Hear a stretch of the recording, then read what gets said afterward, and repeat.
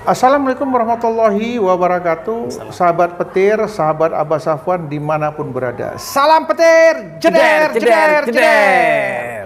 Hari ini saya masih didampingin oleh sahabat suhu saya, namanya Mas Pre. Pembahasan kita masih tetap di putaran Pay Network. Ada beberapa hal yang mau kami bahas. Mas Pre, selamat siang menjelang sore ya. Ini menjelang sore, udah jam berapa? Jam 3 ada deh. Iya, selamat sore, Pak. Kami berada di Sungai Rampah dekat pantai ini, luar biasa. Pantai apa namanya? Pantai Sentang. Namanya Pantai Sentang. Iya. Gitu. Tadi baru habis keliling-keliling ya, ada teman-teman mendapatkan rezeki. Jadi bagi-bagi beras, minyak makan dan lain sebagainya bagi masyarakat nelayan. Benar. Namun hari ini ada pertanyaan saya yang mengganggu, Mas Pri. Iya. Orang-orang di luar sana sudah teriak-teriak KYC, KYC, KYC. Kenapa Indonesia kok KYC-nya lambat? Apa penyebabnya? Iya, Pak. Jadi sebenarnya slot KYC itu kan bertahap. Iya. Gitu. Sebenarnya di Indonesia juga sudah banyak sih teman-teman yang mendapat. Tapi gitu. tidak sebanyak mereka yang mengharapkan. Mereka maunya tumblek, bleng, langsung KYC semua.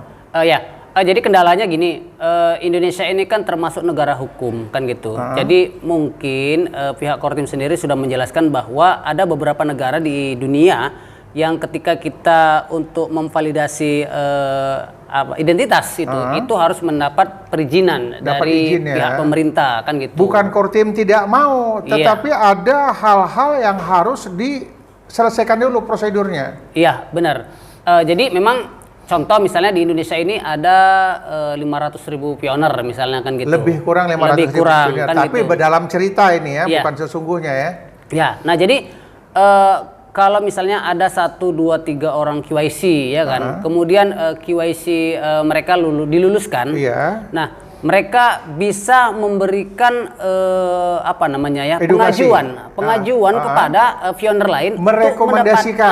untuk Benar. Jadi orang yang sudah dapat KYC di Indonesia ini, mereka dapat merekomendasikan siapa kira-kira orang yang pantas untuk KYC. Iya. Siapa yang sudah bisa ya? Iya benar, itu namanya validator. Dia harus mendaftar juga validator. Nah mungkin untuk mendaftar sebagai validator, mereka juga harus lulus konsultasi. KYC dulu. Ya, lulus KYC dan konsultasi dengan moderator. Bagaimana caranya? Nah mereka lah nanti yang akan merekomendasi temannya. Iya. Contoh misalnya saya itu sudah KYC gitu. Ternyata orang yang mendirect saya belum, upline saya lah, mungkin poinnya sudah banyak gitu. Jadi kita usulkan idea untuk diundang menjadi pioner yang mendapatkan KYC selanjutnya. Betul. Seperti itu. Nah kemudian juga bahwa kalau misalnya ini berjalan, maka mungkin puncaknya itu sekitar bulan April ini ya, bulan April. Kita perkirakan di tahun 2022 inilah semuanya bisa tuntas ya. Ya, karena memang harus kuartal 2 di 2022 ini KYC selesai, Pak. Iya. Kan gitu. Rencana dari Kortim di tahun 2022 ini di bulan Juni itu harus selesai. Bulan Juni paling lambat semua sudah harus selesai KYC. Karena itu adalah kuartal 2 yang pernah diagendakan oleh Kortim bahwa kuartal kedua selesai KYC. Iya. Nah, jadi April ini harus sudah ada KYC massal. Iya. Nah, harus selesai. Nah, contoh misalnya gini, ada saya misalnya lulus KYC, kemudian saya menjadi validator, kemudian saya undang Abah untuk KYC, dan kemudian Abah menjadi validator. Semakin banyak validator, semakin cepat lah urusan KYC. Yang mengundang orang untuk merekomendasikan ID orang untuk KYC, ini akan semakin cepat. Iya, tetapi di dalam beberapa video saya mengatakan bahwasanya, hai teman-teman, sahabat Pay Network dimanapun berada, jika Anda sudah KYC, tolong di dalam komunitas itu direkrut teman-teman, diajarin. Iya. Di dalam KYC yang dibutuhkan adalah data A, B, C, dan D. Benar. Jadi pada saat teman-teman akan KYC, dia sudah melengkapi data itu. Ya tidak gampang. Tetapi kalau dia tidak dituntun oleh komunitas, tiba-tiba dia ikut KYC, dia bingung data yang mana yang mau dimasukkan. Tetapi apabila teman-teman yang sudah KYC kemudian memberikan tutorial kepada orang yang di bawahnya, ini keren abis untuk Indonesia komunitasnya. Gimana pendapat Mas Pri? Ya, jadi memang tutorial untuk melakukan KYC itu sudah banyak di YouTube, kan gitu caranya dan lain sebagainya. Tapi memang ada ternyata perbedaan di beberapa negara gitu. Kalau Indonesia kemarin teman saya itu dari Rantau Perapat, itu kan anggotanya sudah banyak yang KYC. Nah, kemudian kalau kita identitas itu KTP muka belakang gitu kan. Tapi ternyata ada beberapa KYC yang tidak pakai identitas itu muka belakang, mukanya saja. Nah kemudian ada juga yang foto selfie, itu hanya berkedip ada yang selesai. Tapi ada juga yang harus mengeluarkan lidah atau mangap, itu juga selesai. Nah mungkin ini tadi KYC itu memang di sebuah negara itu kayaknya berbeda sama di Indonesia gitu. Nah di Indonesia ini harus ada izin benar gitu. Kalau yang saya lihat teman-teman yang sudah melaksanakan KYC, ya mereka tuh menggunakan KTP yang jelas. Iya. Karena ada KTP yang kabur, benar. tulisannya tidak terbaca dan lain sebagainya. Iya. Dan perlu teman-teman ketahui ya warga Pen Network, bahwasannya dalam KYC itu ya dikhawatirkan yang baca nanti mesin. Kalau tak terbaca oleh mesin, ini gagal untuk melaksanakan KYC dan mungkin akan tertunda. Jadi masukkanlah data-data KYC seperti nanti diminta foto KTP. Kita berikan foto KTP yang jelas. Kalau dia nanti foto paspor, fotonya jelas, namanya terbaca. Janganlah di KTP itu udah buram-buram udah nggak terbaca, nanti bisa gagal untuk KYC. Daripada menggunakan KTP yang tak terbaca, lebih baik menggunakan identitas lain seperti paspor dan lain sebagainya. Itu yang saya pikir. Ya, jadi kan memang gini, harapan semua kepada pioner itu kalau bisa memulai masa klik petir itu ya tadi di siang hari gitu Pak ya, atau dari pagi atau sampai sore. Karena apa? Karena kadang-kadang kan kita juga ada yang lupa klik itu malam hari. Nah ternyata tiba-tiba disitulah menu KYC muncul. Kan gitu. Situasi gelap. Kalau di foto KTP nggak kelihatan. Gitu. Tapi kalau siang hari kita didukung oleh rahmat Allah cahaya matahari. Iya benar. Lebih jelas, lebih terang di foto, memudahkan kita untuk melaksanakan KYC. Iya. Jadi memang itu memang harus dijaga benar-benar kan gitu. Jadi ya upayakan pada saat siang hari kita mulai mengklik masa petir kan gitu kan. Jangan sampai malam atau pagi subuh yang membuat kebingungan jadi akhirnya nanti gagal KYC. Jadi tetapi Mas Pri yang saya lihat itu ada teman-teman kita yang membiasakan diri dia kliknya jelang maghrib. Nah itu kan sudah mulai pencahayaan kurang. Jadi pada saat dia mau klik petir, tremor tangannya. Ini kalau aku klik petir, tiba-tiba muncul menu KYC, apa yang harus kulakukan? Situasi kurang menguntungkan. Mau dia tunggu siang, dia pun masih ada rasa ragu-ragu, kepingin cepat gitu. Nah itulah yang mungkin menjadi hambatan teman-teman untuk penggali petir. Ya benar. Jadi ada juga beberapa QSC, kita juga sering melakukan QSC di akun lain misalnya gitu. Kalau memang ada juga yang malam itu diterima kan gitu. Ada juga yang tidak. Tetapi di aplikasi lain itu tidak sama di Fine Network. Nah, Fine Network itu sudah memberikan waktu 15 menit kan gitu kan. Kenapa harus 15 menit? Iya. Karena begini, mungkin saking banyaknya pioner kan gitu. Jadi aplikasi yang lain itu itu pikir yang kita pikir itu hanya sekitar 1 sampai 5 juta gitu kan.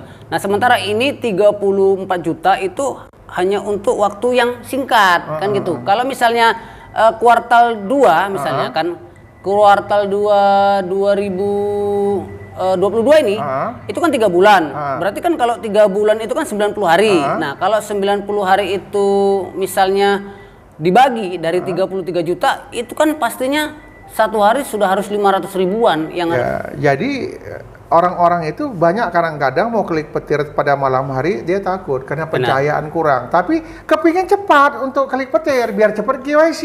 Nah, akhirnya inilah yang menjadi kendala-kendala teman-teman. Bagaimana menurut Mas Pri?